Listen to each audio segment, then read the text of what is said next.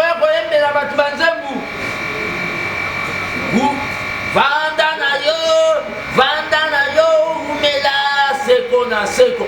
IDPS eza makambo seko na seko. Un pouvoir à vie.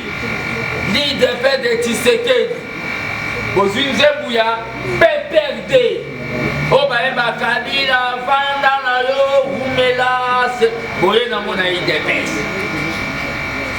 Dans l'IDPS, c'est l'alternance. De Kibasa Madiba et Tshisekedi sont passés.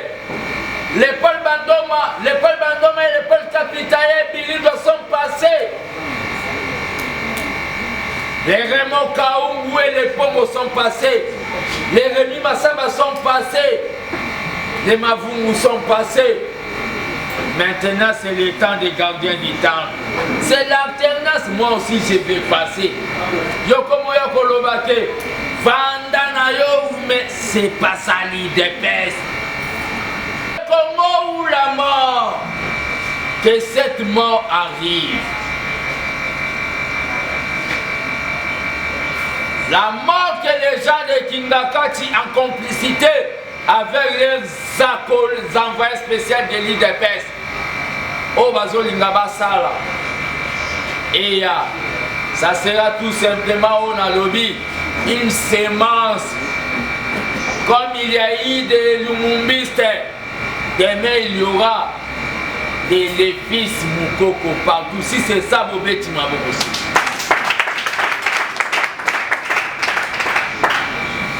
La révolution israélienne n'a pas commencé avec beaucoup de gens.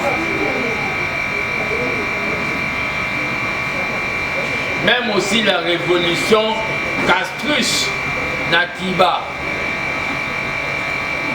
Bokanisate les pauvres bandani Kambufo Batuba Zalemele. Scolarité à Bana. Enseignement au Félé. Bobete la Fatima Bo. Électricité. Nanu Zalate. Il fait quota partout dans le Congo. La charité bien ordonnée commence par soi-même. Bazo condamné, bazo benganga rebelle, au moment où je ne suis pas rebelle. Qui ne sait pas que l'IDPS, le Tshisekedi de l'IDPS qui va ça, il faut pas s'engana dans un avenir proche. Nani a bien voté. La marche du 30 juin, c'est la marche du 30 août. Ils ont rendez-vous. Il y a un long voyage. Je sais que M. Kamila, là où il est en train de trembler. Peut-être qu'il peut aussi planifier un plan avant le 30 pour bloquer cette marche. Nzamba Tshisekedi du docteur, il va me protéger. Bobé Tamabos aussi.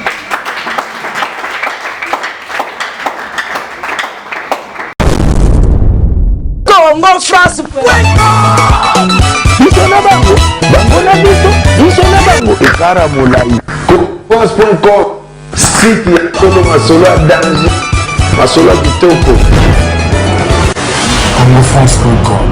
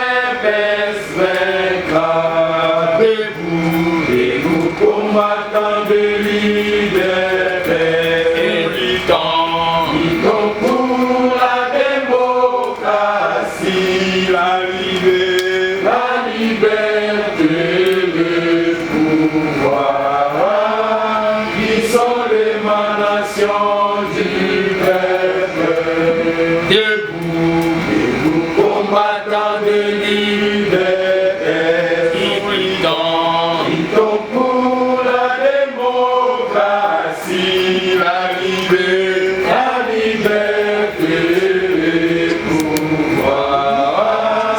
qui sont l'émanation du peuple. Vie de paix, vie de paix, vie de paix, vie de paix,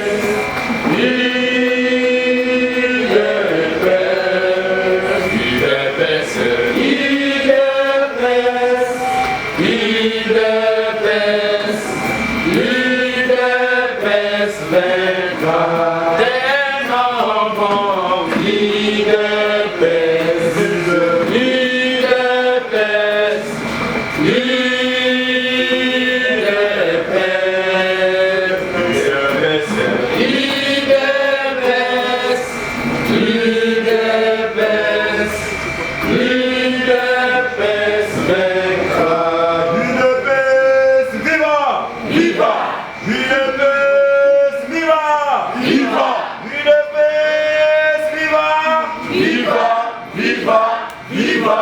Tshisekedi, héros national, Bati, chef de l'État. Bon, il met la maboko makasi pour la minome. Abete, viva!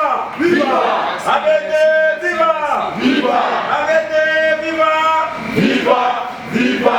Viva! Debout Congolais, l'avenir c'est maintenant. Découronnement, maboko makasi. Votez nous s'il vous plaît. Est-ce que va combattre Bazar?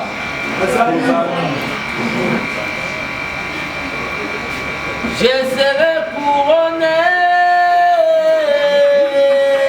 Je serai couronné.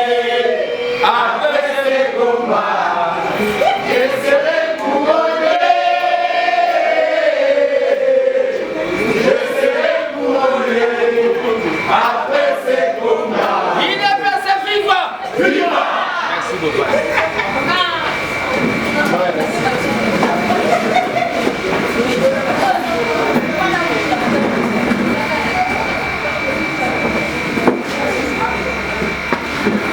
Nous devons avoir l'habitude de respecter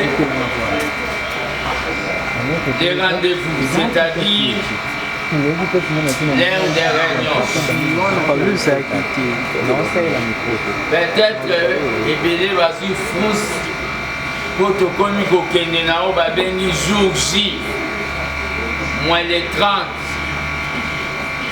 babi ya makambo wana gardien du temple azoluka nazelaka lettre oya kobandoloba bareunion ya sociale ok les sociales tambolaka na politique idps viva viva. Je remercie la presse de la liberté. Oh, toujours Bazoya pour soutenir au Babengi. Combat politique, il y a Dr Etienne Tshisekedi, la qualité nango pire et radicale. Réunion la biso ya lelo, ils ont réunion oyo.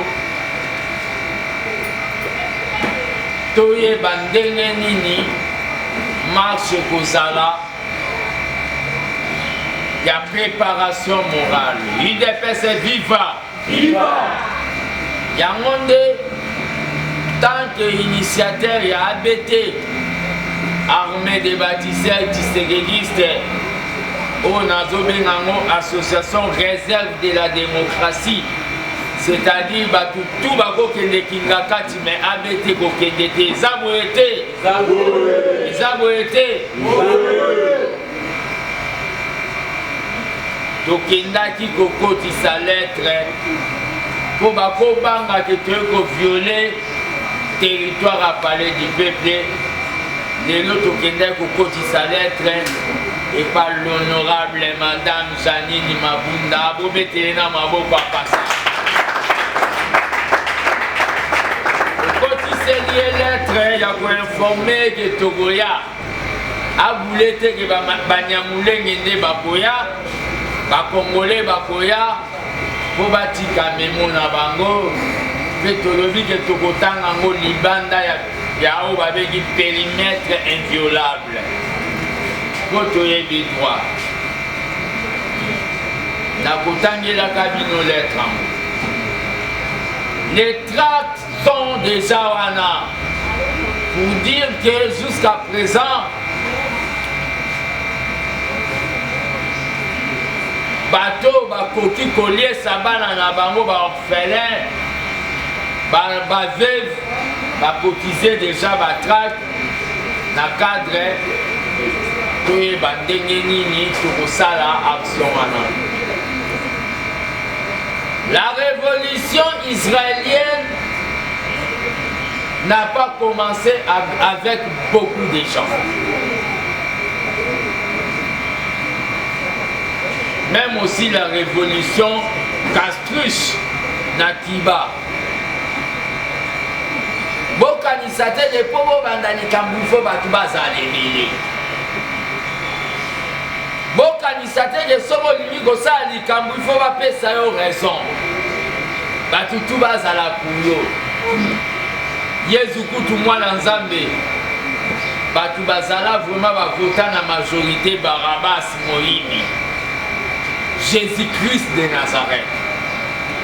Donc je ne suis pas au nalobi que na yo kakapa si son amoni la majorité de mes compagnons de lutte.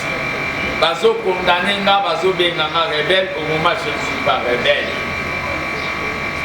Qui ne sait pas que l'île de Perse, que Tshisekedi de l'île de Perse qui va ça, il faut pas s'engana dans un avenir proche. Nani a bien voté. Gasko naza muto nazo pesango tonis et que ne peut avant unicité à de nos partis au balobi à nos deux partis politiques.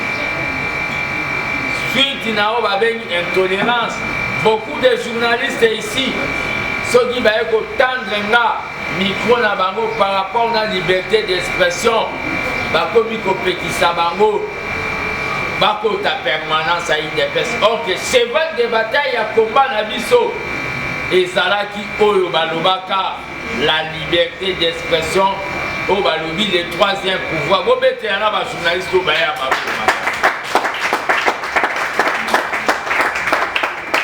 C'est contradictoire. L'IDPS au pouvoir, l'IDPS ne veut pas écouter d'autres sons de cloche. Je ne peux pas dire même l'IDPS, mais les cadres de l'IDPS ne veulent pas écouter Batumusu Subaloba. Kako Bango Balobi Batubazongisa Amen, le quoi Tozana Vatican. Papa Lobi, Alléluia, Amen. Ça, ce n'est pas les partis de Tshisekedi et de Kibasa Maniba. Le combat que je suis en train de mener maintenant, Batebele Bazoye Bisanga Zala Prudent, on va t'empoisonner. Yangonde Zala Prudent, on va t'assassiner. Bakotine de l'eau, moi si, bako filmer au Mutakala, Soke Simbite, Nasuka. Bakoboma yo vis-à-vis. Yangonde à partir à l'élo, slogan armé des bâtisseurs tshisekedistes et commis. ABT viva! Viva! ABT viva! Viva! ABT viva! Viva! Viva! Le Congo ou la mort! ABT viva! Viva! Viva le Congo ou la mort! ABT viva! Viva! ABT viva! Viva! ABT viva! Viva! Viva! Viva! Le Congo ou la mort! Le Congo ou la mort! Que cette mort arrive. La mort que les gens de Kingakati en complicité avec les envoyés spéciaux de l'IDPS. Oh, Bazo Lingaba Sala. Et ça sera tout simplement on a lobby une sémence. Comme il y a eu des lumumbistes, demain il y aura des lévis Moukoko partout. Si c'est ça, vous mettez ma aussi. Donc, quand ici l'être pas Jani Mabunda, à l'honorable Jani, que j'aime beaucoup. L'honorable Janine Mabunda, je viens par la présente auprès de votre haute autorité vous informer de notre volonté à vous soumettre un mémorandum sur la bonne gouvernance qui sera lu d'abord tout en respectant le périmètre inviolable de notre hémicycle. En effet, conformément à l'article 26 de notre Constitution, je projette d'organiser avec d'autres Congolais épris de paix une marche citoyenne ce vendredi 30 août 2019. Pour dire oui à la bonne gouvernance et non à la corruption. L'itinéraire de la dite marche se présente de la manière suivante. Lieu de rassemblement 12e mairie limitée à partir de 10h. Itinéraire boulevard Lumumba, boulevard Saint-Louis, boulevard Triomphal. Et point de chute, palais du Peuple. Vous trouverez en annexe l'accusé de réception de la lettre adressée au gouverneur de la ville-province de Kinshasa en date du 8/8/2018. Veuillez agréer honorable Madame Mama Janine Mabunda l'expression de mes salutations patriotiques. Vous mettez Maman Mabunda. Toyebisi epayeba ke bakulu na bakoya te. Wayeba ke tokende kuna kosala mabe te po aza traumatisé na maman elekaka ya député afingaka Fati. Yango te toyebisi, nous connaissons bien la politique. C'est pour cela tout membre de l'ABT doit s'impliquer. Tous les Congolais qui nous est au Babenga Biso de partout, il faut pas bunda. Les Congolais, il faut pas s'impliquer. Dans une étape à théorique.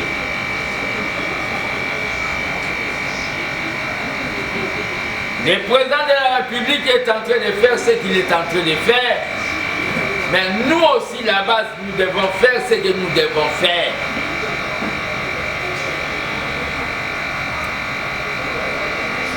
Scolarité à Bana, enseignement au Félé, Bobette et la Fatima Bo. Électricité, dans les alatés. Il fait quota partout dans le Congo, la charité bien ordonnée commence par soi-même. Je ne suis pas contradictoire avec le président de la République. Mais je n'engage pas le président de la République. Je fais tout simplement aux responsabilités dans un patriote normal.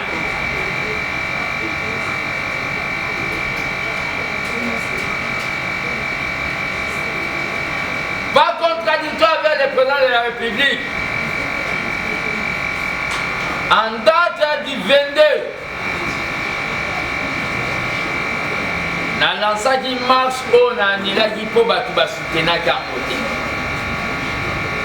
Marche ezalaki na motif ya komona bilongi ya kala te na gouvernement.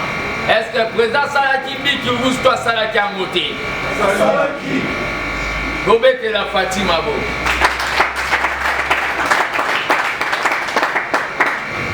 Lelo na gouvernement na loba makambu tamwe mwamba mende gauche tamwe mwamba mende gauche babilo kwa na lobaki dans ma manière mutu mususu akokanisa nazo loba te mais na opesa message pas ba figure batu wana et le président tellement ayokaka base ayokaki base na bobetela su Fatima Bo. Les autres ont la marche au Babengi à bonne gouvernance, non à la corruption. Président Pessio Balobi code de bonne conduite. Cheval de bataille naé et Sandé. Ntaï Bambongo à l'état et à Komisango ya poche. marche wana contre les anti-valeurs. Je ne dis pas mon parti bazo combattre Ango, mais quelques élites qui sont dans l'UDPS, dont le télécommande des la Kingakati, Kabila zo commandé bango lobby, bo bloquer marche wana. Corruption fait continuer. Il faut pas y bakambo. Moi dans la zana, baba di goloba o amela ba gene.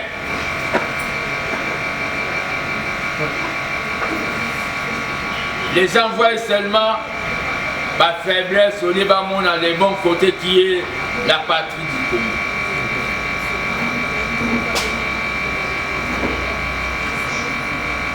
Je n'ai pas le temps de répondre à tous ceux qui viennent dire des histoires. La marche du 30 juin, c'est la marche du 30 août. Et ça, rendez-vous. Il y a un long voyage. Je sais que M. Kabila, là où il est en train de trembler. Peut-être qu'il peut aussi planifier un plan avant le 30 pour bloquer cette marche. Mais Nzamba Tshisekedi du docteur, il va me protéger. Bobé Tamabos aussi.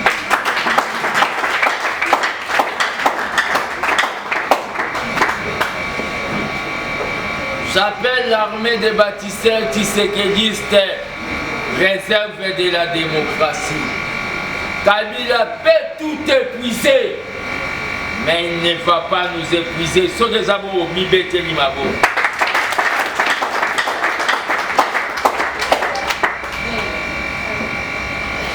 Les faibles vont tomber ici.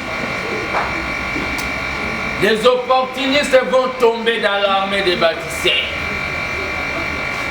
Les gens qui sont venus pour les postes vont tomber. Les gens qui portent des montres AR comme les Kananingi, dans Robala Mukoni, dans Salarate vont tomber. Bato bazota la calendrier dans l'armée des bâtisseurs à Nicolele qui te soit Kamisarate vont tomber. Mais les gens qui sont là pour défendre l'UDPS et comme Apaloute vont rester. Bao Baotikala, Baganga, Gangabas! Gangabas! On a pris les gens en otage.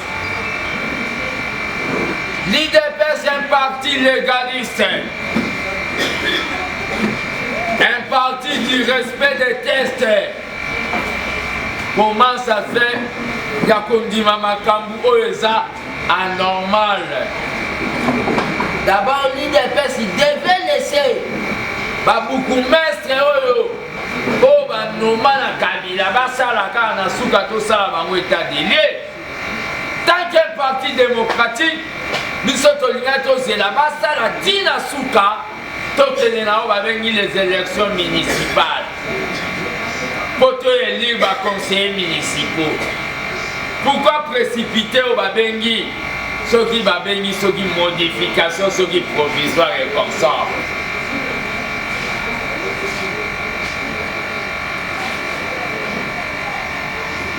Ali de pesto yaka mutuna mboka na ye. Soko sali mabe na yo supporter charge na yo. Yo gafe ba koma ba kote na yo. Oh comment on est là? Oh je suis au conflit. Oh bah comment je suis? Un parti légaliste. J'ai déjà dit, moi j'ai eu à demander pardon pour la Mélaï Massanga. Yépé na auto à sali. Yako violer ba statut. Yako soutenir tu vas violer statut. Asenga pardon ou bien démission.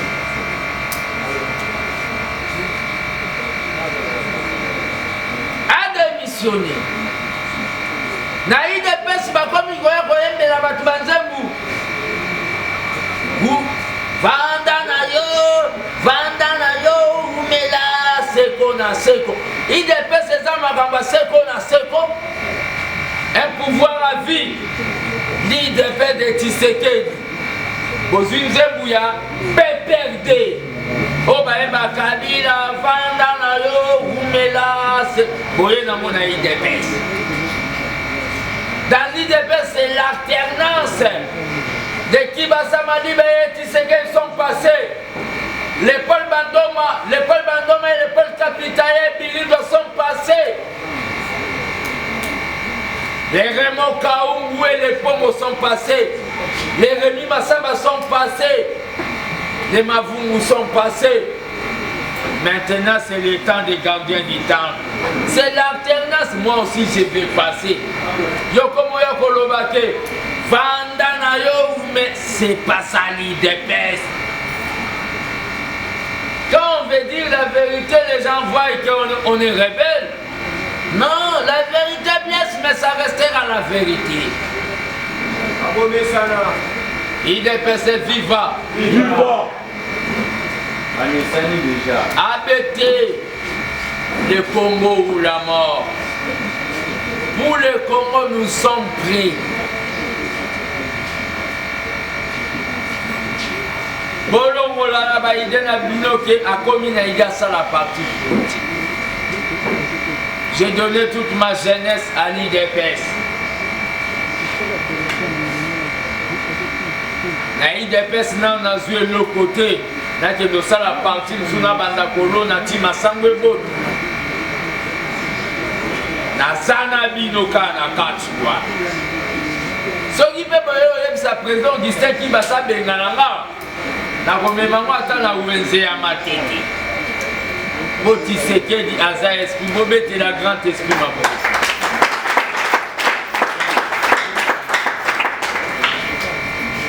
Tozana ba mama ve. O ba komi koya kokota réunion ya ABT. Je lance l'appel à tous les martyrs de l'IDPS.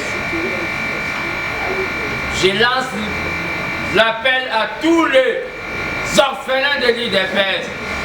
Veuve. Bateau nyonso bazwa ba choc na IDPS.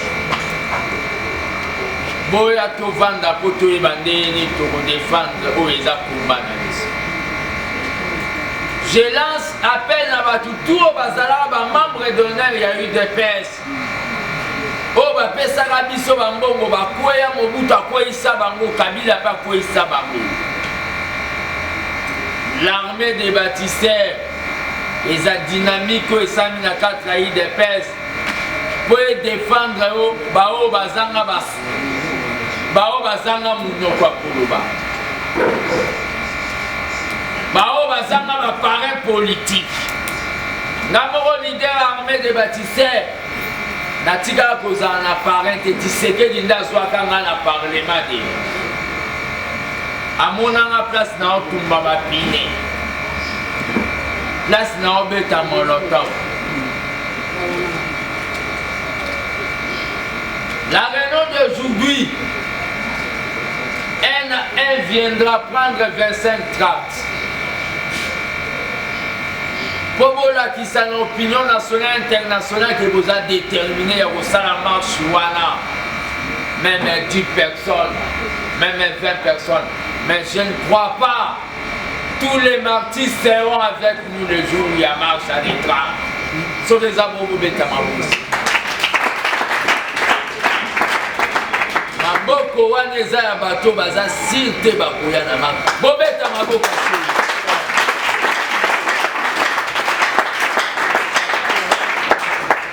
J'ai dit si vous ne venez pas à cette marche,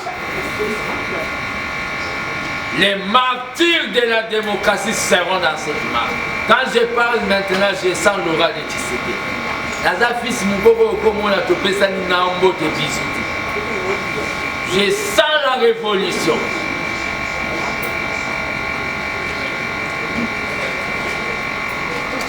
La marche aura bel et bien dans une information sur Moutoumora ou aux Nations Unies. Nations Unies, c'est une mission diplomatique, mais le peuple va parler. Peuple à Koloba.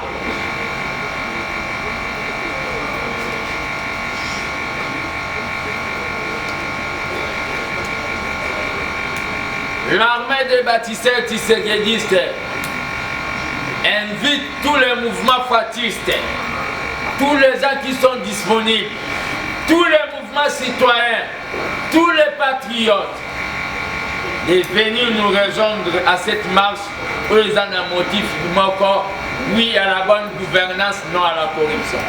Je lance l'appel à tous les tisserédistes dans le Congo profond, à travers le monde. Ce jour, c'est le début du commencement. J'ai dit et je vous remercie. Viva! ADP, viva! Viva! ADP, viva! Viva! Viva! Viva! Congo! Viva! C'est bon, merci. Chacun peut venir prendre, que les gens voient la volonté que vous avez.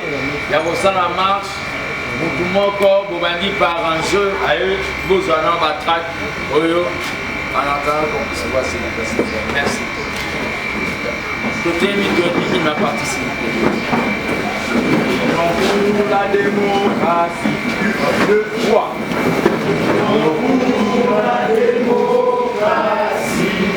et les progrès sociaux, notre parti.